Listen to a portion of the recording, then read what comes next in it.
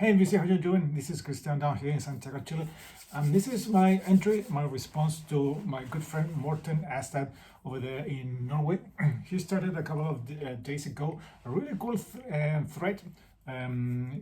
He wants us to show self-titled albums from bands, but not the ones that most of these bands that have a self-titled album is their first album in their studio catalog, or at least the second one. But bands that have this kind of titles in their album, but way in their catalog, or at fourth, fifth, or seventh studio album in their catalog, they decided or ran out of ideas and decided, yes, this is the album that we're going to name after our band. This is kind of odd and unique because you normally have this kind of titles when a band is new and they want to establish themselves and let the rest of the world know they have arrived. This is our self-titled album. This is our first release, and here we are. This is what we are, and this is the name of the band, like Sabbath, Maiden, Metal Church, and countless more. They have a self-titled album. It's their first one, but these are kind of unique because they are deep inside the studio catalog of these bands, and there are some big names here. One solo artist, yes, and one technically that might not qualify as a self-titled, but it can be if you are willing to twist a little bit the rules of the definition of self-titled. But to start with one that is from an era of the band that is kind of forgotten because it's from the first incarnation of this band. It's from the Mark I era, and it's Deep Purple. Of course, the self-titled Deep Purple. This one is still with Rod Evans and Nick Simper on lead vocals and bass. This is their second studio release, if I'm correct.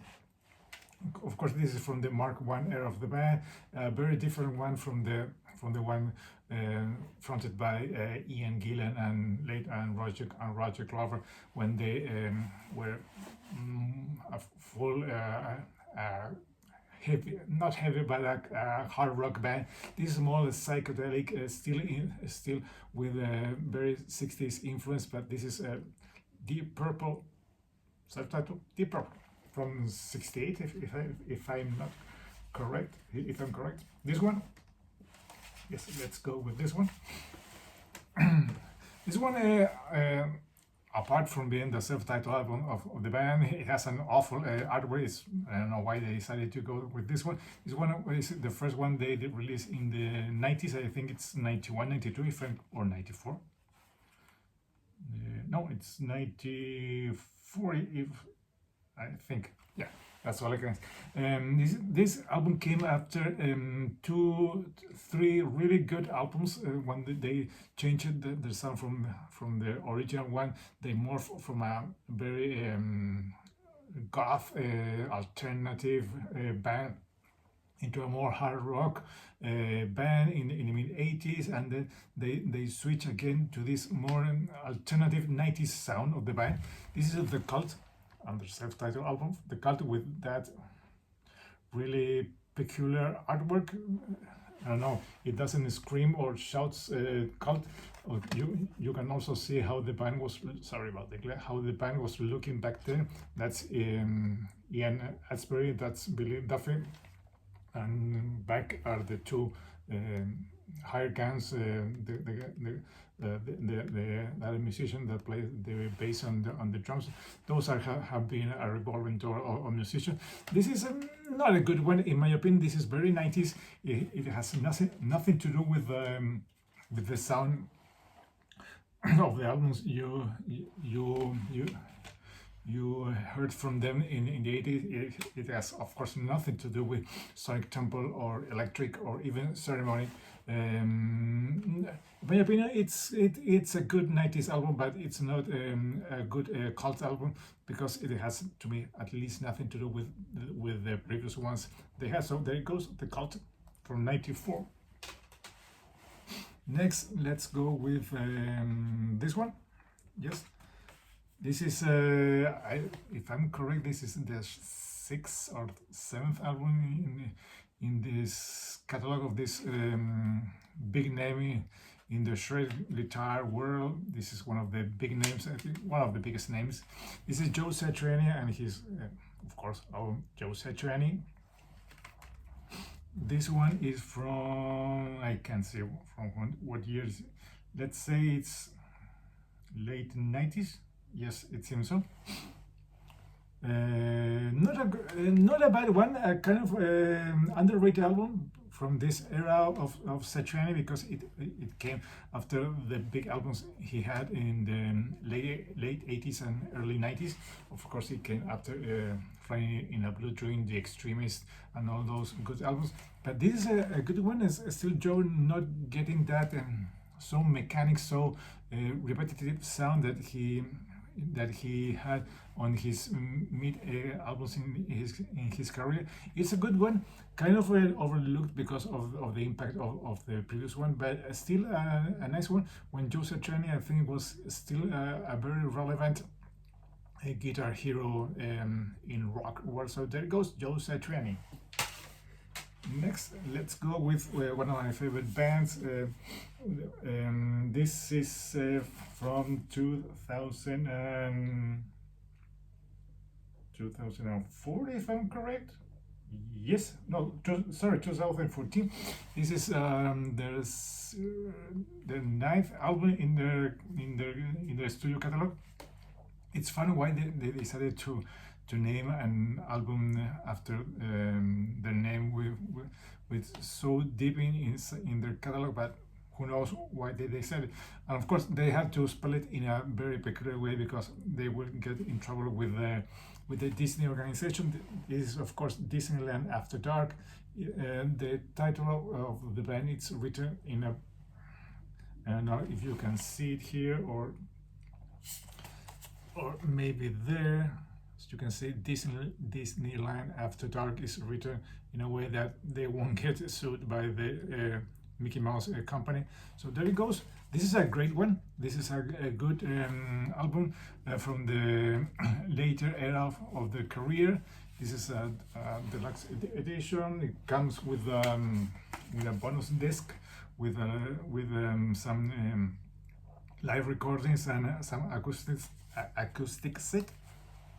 So if you don't know Disneyland After Dark or DAD, this is another one you can check out.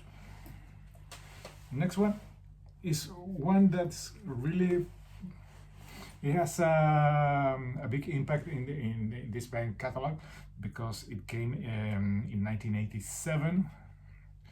First, this album was released here with the number 1987, but previous releases it did not have that year put in the artwork, or it wasn't named after that year. It was first released as a self-title. This is White Snake, and there's, of course, self-titled album released in 1987.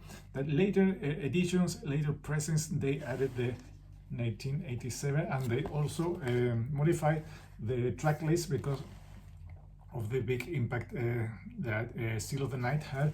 They put it as the opening track, but the original track that I have on my old vinyl, it starts with Crying in the Rain, if I'm correct. Yes, Crying in the Rain. But that being said, as this was, as Still of the Night was such a huge single and a video, later reissues of this album changed the track list and put it as the opening track. That it also sounds very good, but I think they should have kept the album the way it was. So there it goes, Whitesnake from 1987. And finally, the last one. This is kind of cheating or twisting a little bit the concept. This is Marillion and the album Marillion.com. Of course, you have .com. It's not just the name Marillion, but you can say that they are trying to to show the new era. The name of the band, of course, this one is with Steve Hogarth on vocals. This one is not with Fish. You know what? This is a really good one. I was listening to this one some time ago, and it was fun to go back and revisit this kind of a forgotten era of the band when they were trying to reestablish themselves as a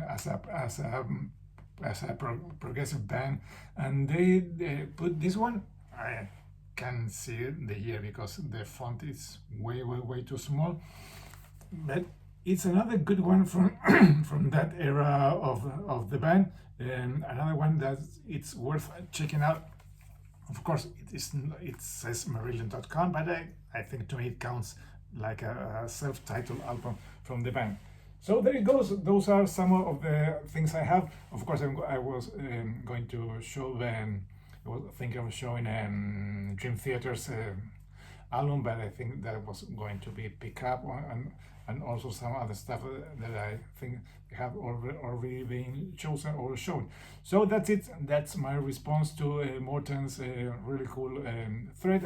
I'm going to leave a link below so you can watch his original video and maybe jump on this thread and do a proper response. This is Cristiano here in Santiago, Chile. Say goodbye till next time. Bye bye.